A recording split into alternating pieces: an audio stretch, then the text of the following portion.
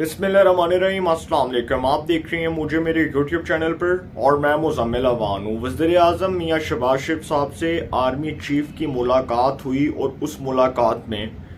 जो core commander conference का एलामिया था उस हवाले से तफसीली तबादला ख्याल हुआ। फिर जो फॉर्मेशन कमांडर कॉन्फ्रेंस में फ़ैसले हुए उन फैसलों को वज़ीर-ए-आज़म के सामने रखा गया, क्योंकि सियासी और अस्करी हकाम एक पेज पर हैं और इस वक्त इस मुल्क में जो एक क्राइसिस है, पॉलिटिकल क्राइसिस, जो एक सियासी बहरान है, जिसका खात्मा अब इसलिए ज़रूरी हो गया कि इमरान खान साहब जो हैं, जो 9 मई के वाक़यात के रिस्पॉन्सिबल हैं, ज़िम्मेदार हैं, उनको उनके मंतकी अंजाम तक पहुंचाना है। तो सर, ये जो सारा कुछ हुआ, जिस तरह से 9 मई के वाक़यात, जिसको बार बार इसीलिए डिस्कस करते हैं तब तमाम तज्जियाकार, तमाम टीवी एनालिस्ट, तमाम जितने भी रिपोर्टर्स हैं, वो इसको इसलिए डिस्कस करते हैं कि अब हर साल 9 मई जो है वो यौम स्याह के तौर पर मनाया जाएगा। और जो इमरान खान साहब ने किया, अपने कारकुनान के ज़रिए किया, जो लाठी चार्ज करवाया, जो उन्होंने इस्टेब्लिशमेंट की सानवी हैसियत को चैलेंज किया, जिस तरह से आर्मी हेडक्वार्टर्स पर हमला कराया, जिना हाउस, कोर कमांडर हाउस पर हमला करवाया, तो सर इमरान खान साहब जो है उनके जराइम को जुठलाया नहीं जा सकता, फरामोश नहीं किया जा सकता। इमरान खान साहब ने जो जराइम किए हैं उन जराइम की सज़ा उनको मिलनी है और उनको मिल के रहेगी। अब जो आज बड़ी इंपॉर्टेंट खबर मैंने आपसे डिस्कस करनी है हसन अस्करी से रिलेटेड। एक तो पहली खबर ये है कि हसन अस्करी साहब, उनसे रिलेटेड मैंने आपसे खबर डिस्कस करनी है। फिर दूसरी खबर मैंने आपसे एक और जो खबर है वो डिस्कस करनी है कोर कमांडर लाहौर जो थे सलमान फयाज गनी साहब, उनके वाले से भी डिस्कस करनी है। और आज मैं जो खबरें आपसे डिस्कस करने जा रहा हूँ, ये खबरें सुनकर यकीनी तौर पर आपके रोंगटे खड़े हो जाएंगे और आप हैरान हो जाएंगे कि इस मुल्क में हो क्या रहा था, कि इमरान खान जो है वो प्रोजेक्ट इमरानिया के जो सहूलतकार थे, जो इमरान खान साहब की सहूलतकारी में मुलव्वस थे, उन्होंने किस तरह इस मुल्क का खाना ख़राब किया, किस तरह से मीडिया हाउसेस को डराया धमकाया गया, किस तरह से आर्मी के अंदर जो है वो एक ये खबर आती थी ना कि आर्मी के अंदर बगावत हो गई, वो जी सीनियर रैंक के ऑफिसर्स जो हैं वो बाजवा साहब के खिलाफ उठ खड़े हुए और उन्होंने कहा कि जी अगर बाजवा साहब को एक्सटेंशन मिलेगी तो ये मुल्क के लिए नुकसानदेह होगा और मुल्क के लिए बहुत ज़्यादा जो है वो एक बहुत बड़ा नुकसान का सबब बन सकता है। तो इस तरह की जो खबरें आ रही थी। अब खैर, एक जो खबर मैं आपसे पहले डिस्कस करने लगा हूँ, लेकिन उससे पहले मैं आपको एक चीज़ बताता चलूँ कि जो बहुत इंपॉर्टेंट जो मैंने आपसे आज चीज़ डिस्कस करनी है, वो आज जब मैं आपसे डिस्कस करूँगा तो आप उस खबर को सुनने के बाद आप खुद हैरान परेशान हो जाएंगे कि 2020 में ऐसा कौन सा वाक़या रोनुमा हुआ जिसकी बुनियाद पर मैं आज आपसे खबर डिस्कस करने जा रहा हूँ। पार्लियामेंट ने जी 9 मई के हवाले से जो मज़म्मती करारदाद है वो मंजूर कर ली और ये जो 9 मई के वाक़यात हैं ये इमरान खान का ता क़यामत पीछा करेंगे, हमेशा पीछा करेंगे इमरान खान साहब को, उनकी जान नहीं छूटने वाली इन वाक़यात से। जुर्म जब भी होगा, मुल्ज़म जब भी जुर्म करेगा, वो जुर्म कभी भी छुप नहीं सकता। मुल्ज़म हमेशा कानून की गिरफ्त में आता है, चाहे वो कितना ही ताकतवर क्यों ना हो, उसको सज़ा होके रहती है। तो इमरान खान साहब के साथ भी यही होना है। अब जी आते हैं असल खबर की तरफ कि 2020 में ये जो मैंने आज इस खबर को इन्वेस्टिगेट की और जो मैं आपके सामने रखने जा रहा हूँ, 2020 में बहुत ध्यान से, बहुत गौर से सुनना है आपने। 2020 में हसन अस्करी मेजर जनरल जफर मेहदी अस्करी के साहिबजादे। 2020 में हसन अस्करी एक जो है वो शख्स जो मेजर जनरल जफर मेहदी अस्करी के साहिबजादे हैं, जो IT स्पेशलिस्ट थे, ये फौज के मामला देख रहे थे, ठीक है। हसन अस्करी ने कोर कमांडर्स को खत लिखा था और ये लिखा था कि इमरान खान साहब की सहूलतकारी हो रही है। चूंकि 2019 में जनरल बाजवा को 3 साल तोसी मिली, जनरल बाजवा को इमरान खान साहब ने ये बहाना देकर तोसी दी कि मुल्क के वसी तर मुफाद में और पाकिस्तान के सिक्योरिटी हालात को पेश नज़र रखते हुए मैं army chief general Qamar Javed Bajwa को मज़ीद 3 साल की तोसी दे रहा हूँ। अब इमरान खान साहब ने ये जो तोसी दी थी उसके बाद ही हसन अस्करी साहब ने कोर कमांडर्स को खत लिखा और उसमें उन्होंने कहा कि ये जो जनरल बाजवा को एक्सटेंशन मिली है ये मुल्क के लिए नुकसानदेह साबित होगी और ये फटा पड़ेगा, इदारे के अंदर गंद डलेगा और लोग उंगलियां उठाएंगे। और उन्होंने जब ये बात की और कोर कमांडर्स को खत लिखा तो उन्होंने जाके बाजवा साहब ਨੂੰ ਕਿਹਾ ਕਿ ਜੀ ਇਹ ਵੇਖੋ ਜੀ ਇਹ ਜ਼ਫਰ ਮਹਿਦੀ ਅਸਕਰੀ ਦਾ ਪੁੱਤਰ ਜਿਹੜਾ ਹੈਗਾ ਉਹਨੇ ਸਾਨੂੰ ਖਤ ਲਿਖਿਆ ਤੇ ਉਹ ਸਾਨੂੰ ਕਹਿ ਰਿਹਾ ਹੈ ਕਿ ਤੁਹਾਨੂੰ ਐਕਸਟੈਂਸ਼ਨ ਲੱਭੀ, ਤੁਸੀਂ ਇਹ ਕੀਤਾ, ਤੁਸੀਂ ਉਹ ਕੀਤਾ, ਤੁਸੀਂ ਇਮਰਾਨ ਖਾਨ ਦੀ ਸਹੂਲਤਕਾਰੀ ਕੀਤੀ, ਤੁਸੀਂ ਇਮਰਾਨ खान ਨੂੰ ਲੈ ਕੇ ਆਏ। तो बाजवा साहब ने क्या किया जी, बाजवा साहब ने जो हसन अस्करी हैं, जो मेजर जनरल जफर मेहदी अस्करी के साहिबजादे हैं, उनका कराया कोर्ट मार्शल, उनका कराया कोर्ट मार्शल, उनको तुन्ना अंदर और उनको दी सजा। अब वो जब अंदर गए तो उनके खिलाफ जी मिलिट्री कोर्ट में केस चला और 5 साल कैद बामुशक्कत की सजा सुनाई गई। और इनके वालिदैन ने जब मिलिट्री कोर्ट ऑफ अपील में पटिशन दायर की तो इन हालात में जब बाजवा साहब चूंकि आर्मी चीफ थे तो उनके जाने का इंतज़ार हो रहा था। और 29 नवंबर 2022 जो बाजवा साहब के इक़्तिदार का सूरज गरूब हुआ, उसके बाद एक नया सूरज तुलू हुआ और खुशखबरी की नवीद सुनाई दी गई। और वो ये थी कि जी जनरल आसिम मुनीर एक बहुत ही अपराइट शख्स, हाफिज़ कुरान, कॉम्पिटेंट इंसान जिसके ऊपर पूरी उम्मत मुसलमान को फ़ख्र है, अफवाज पाकिस्तान को फ़ख्र है, मुझ समेत पाकिस्तान के तमाम लोगों को फ़ख्र है, वो शख्स आर्मी चीफ बना। और उसने आर्मी चीफ बनने के बाद जब उनके सामने ये केस गया तो उन्होंने इनको रिहा करने के अहकाम जारी कर दिए। अब हसन अस्करी साहब की गलती क्या थी? देखें, हसन अस्करी साहब की गलती कोई भी नहीं थी, लेकिन चूंकि वो चाहते थे कि इदारे के अंदर ये जो पॉलिटिकल ये जो इंजीनियरिंग है इसका खात्मा हो। लेकिन सर वो कैसे हो सकती थी कि वो मैंने आपको शेर सुनाया था ना कि मैं नील कराइया नील का मेरा तन मन नीलो नील, मैनू कुर्सी दी सूली चाड़िया ते इक ना सुनी दलील, अज मुनसफ हो जा हाफजा मैं कीता फैज वकील। तो जिन्होंने फैज को वकील किया था उनके सामने है नताइज। उन्होंने तो जिन्होंने किया था, ज़ाहिर सी बात है उन्होंने तो अपने मुफाद के लिए किया था ना, अपने ज़ाती मुफाद को फ़रोग देने के लिए किया था। तो इमरान खान साहब को जी सहूलतकारी मिलती रही, आखिरी वक्त तक मिलती रही, जब तक इलेक्शन कमीशन का वो फैसला आया, फॉरेन फंडिंग में वो फारग हुए, उसके बाद तक मिलती रही, 29 नवंबर 2022 तक मिलती रही। कुछ लोगों का ये भी कहना है और कुछ लोगों का ये भी कहना है कि जो हुकूमत थी PDM की, जो अप्रैल 2022 में बरसर इक़्तिदार आई, उनका ये कहना है कि जी हमें तो असल हुकूमत 29 नवंबर 2022 के बाद मिली है।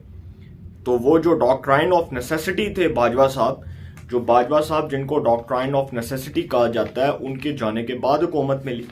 तो दूसरी जो खबर है वो ये है कि आर्मी चीफ ने जी फिर हसन अस्करी साहब जो हैं उनकी रिहाई के अहकाम जारी किए। और चूँकि उनके वालिदैन जो हैं वो उम्र रसीदा हैं और बूढ़े हैं और काफ़ी ज़ईफ़ हो गए हैं, तो उनके वालिदैन ने भी मिलिट्री कोर्ट ऑफ अपील में जो दरख्वास्त दायर की थी, उसके बाद वो पिटिशन गई और उसके बाद वो सारा कुछ जिस तरह से वो अगला प्रोसेस होता है वो सारा कुछ चलता रहा। अब जी अगली खबर ये है कि बाजवा साहब ने जनरल जावेद को भी गद्दारी के जुर्म में सज़ा दी थी। बाजवा साहब ने इमरान खान साहब की हुकूमत में जनरल रिटायर्ड जावेद को गद्दारी के जुर्म में सज़ा दी थी। और उनके ऊपर ये इल्ज़ाम था कि वो आर्टिकल्स लिखते थे और वो आर्टिकल्स में जो है वो फ़ौज से मुतल्लिक तमाम इंतज़ामी अमूर का तफसीली तौर पर आर्टिकल लिखते थे और बताते थे कि इस टाइम फ़ौज में क्या चल रहा है।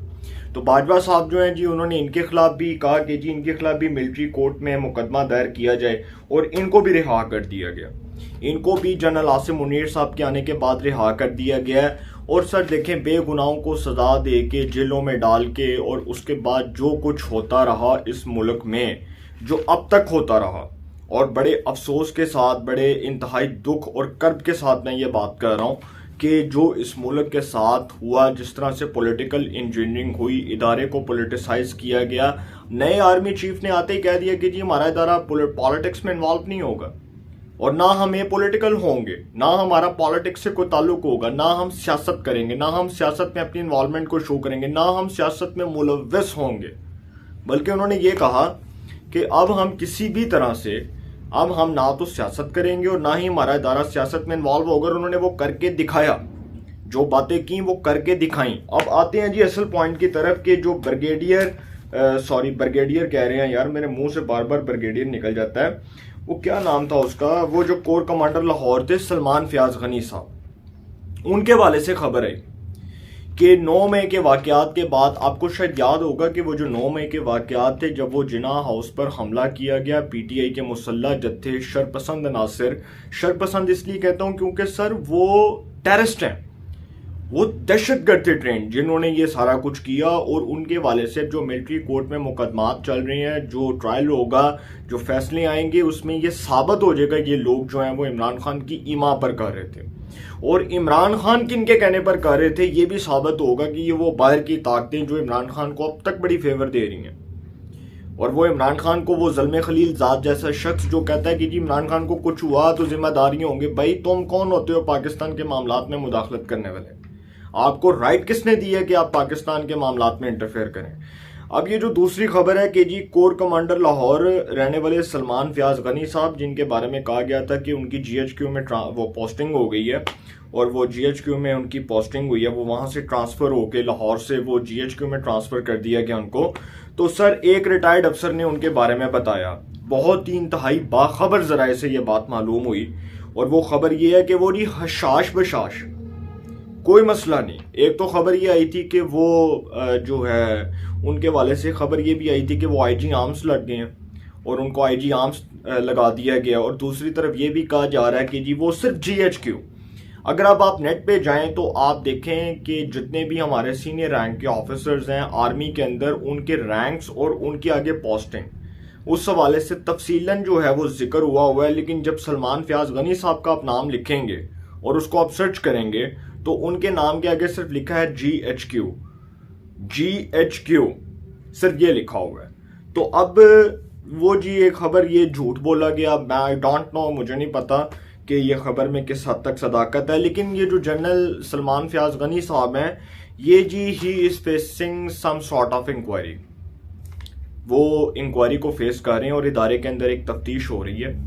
और मुझे ये खबर मिली है कि वैसे तो आप मैं बहुत इज्जत और बहुत एहतराम के साथ, क्योंकि ये मेरी फ़ौज पाकिस्तान है, ये सरहदों की मुहाफ़िज़ है,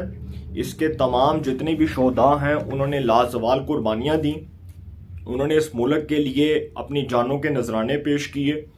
लेकिन मैं आपको एक बात बड़े वसूख से कह दूं, with a very due respect, बहुत डिग्निटी और बहुत ऑनर के साथ अपने इदारे के लिए अल्फाज इस्तेमाल करते हुए,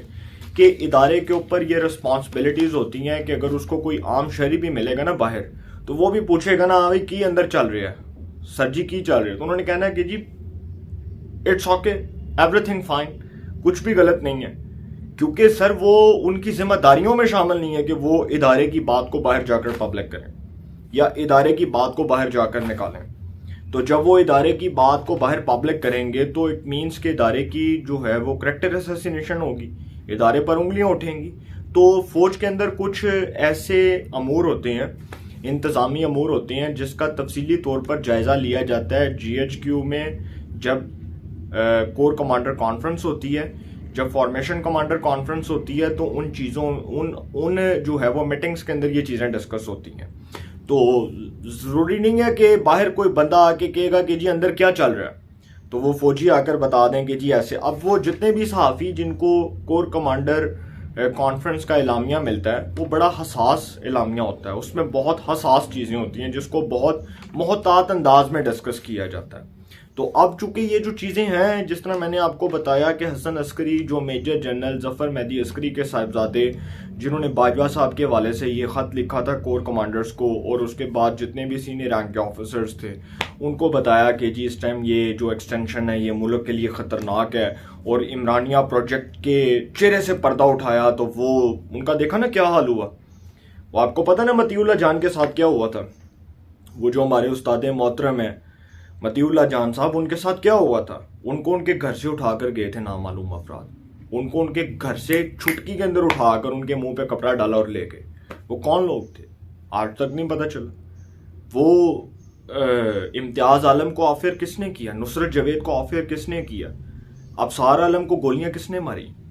तलत हुसैन को ऑफर कौन करता रहा, हामिद मीर साहब में उनको ऑफर कौन करता रहा, इमरान खान के दौर में मीडिया का गला किसने दबाया, ये सबको पता है। ये बातें छुपने वाली नहीं है, ये क़यामत तक होनी है। और इमरान खान के जराइम इतने संगीन है कि 9 मई के वाकयात उसका क़यामत तक पीछा करेंगे कि जो उसने इदारे को आंखें दिखाने की कोशिश की। और इमरान खान को था ना वो गुस्सा, मैंने आपको बताया था कि वो मलिक रियाज वाला गुस्सा।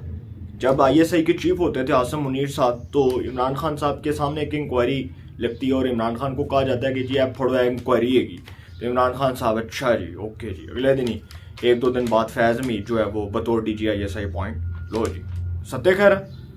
मतलब सर जब इस तरह होगा और जब आप इदारे की सानवी हैसियत को चैलेंज करेंगे तो आप अपने अंजाम के मुंतज़िर खुद होंगे। और 9 मई के वाकयात से आपकी जान नहीं छूटने वाली, ये बात आप लिख लें ऑन द रिकॉर्ड, इसको अपने पास सेव करके रख लें। 9 मई के वाकयात आपका पीछा करेंगे। इमरान खान साहब जो हैं जी, उनके हवाले से फिर ये मैं एट दी एंड इसको वाइंड अप कर रहा हूँ और यही कहूँगा कि बाजवा और फैज़ हमीद जो हुआ इस मुल्क के साथ, जिस तरह से भी हुआ और जिसने भी किया, अब आर्मी चीफ आ गए आसिम मुनीर साहब, अब लगनी है इंक्वायरी। और कोर कमांडर लाहौर रहने वाले सलमान फयाज गनी साहब जो हैं, उनके हवाले से बस इतना ही कहूँगा कि he is facing some sort of inquiry और इदारे के अंदर कुछ ऐसा चल रहा है जो कुछ दिन बाद सामने आएगा और आपको पता चल जाएगा। तो कुछ महीनों में या कुछ दिनों में या कुछ आप कह लें कि ऐसे इम्पॉर्टेंट डेज लाइक 20-30 डेज, इसमें कोई ऐसी बड़ी खबर आने वाली है जो लोगों के रोंगटे खड़े कर देगी और लोगों को हैरानो परेशान कर देगी और लोग हैरान हो जाएंगे कि यार सरप्राइजिंग, ये सरप्राइजली ये जो है सरप्राइजिंग होगा सबके लिए कि ये हो क्या गया। अपनी राय का कमेंट्स में ज़रूर इज़हार कीजिएगा। इंशाल्लाह एक नए सेगमेंट के साथ पे मुलाकात होगी। अपना बहुत ख्याल रखिएगा। अल्लाह ने के बाद।